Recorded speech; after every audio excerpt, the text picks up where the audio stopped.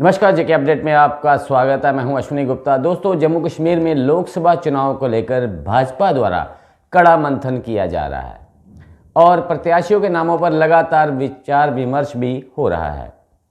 हालांकि माना तो ये भी जा रहा है कि भले ही जितने भी पैनल प्रदेश भाजपा की तरफ से केंद्रीय चुनाव समिति को भेजे गए हों, लेकिन आखिरकार अंतिम निर्णय प्रधानमंत्री नरेंद्र मोदी और केंद्रीय गृह मंत्री अमित शाह को ही करना है। एक तरफ जहां 2 दिनों से जम्मू कश्मीर भाजपा से ये बात चर्चा में बनी हुई है और लगातार सोशल मीडिया पर भी ये खबर वायरल हो रही है कि जम्मू और उधमपुर कठुआ सीटों पर पुराने सांसदों को ही रिपीट किया जाएगा, लेकिन पार्टी के उच्चपद नेताओं का मानना है कि अभी तक किसी भी का भी नाम जो है वो फाइनल नहीं किया गया है। दूसरी तरफ हमारे सूत्रों का ये भी मानना है कि प्रधानमंत्री नरेंद्र मोदी इस बार देश भर की करीब करीब 200 सीटों पर नए प्रत्याशियों को देखना चाहते हैं।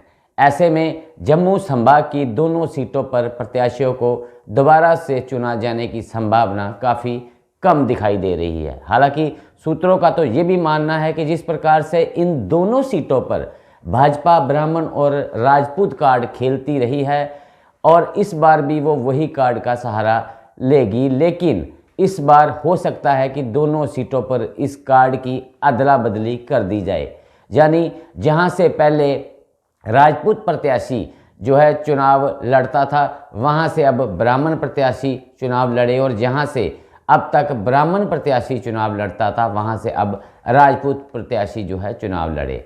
अगर ऐसा होता है तो जम्मू संसदीय लोकसभा सीट से डॉक्टर निर्मल सिंह को उम्मीदवार बनाया जा सकता है, जबकि उधमपुर कठुआ सीट से सुनील शर्मा को उम्मीदवारी दी जा सकती है। जबकि जिस तीसरी सीट को लेकर इस समय भाजपा गहरा मंथन कर रही है वो सीट है अनंतनाग राजौरी संसदीय सीट।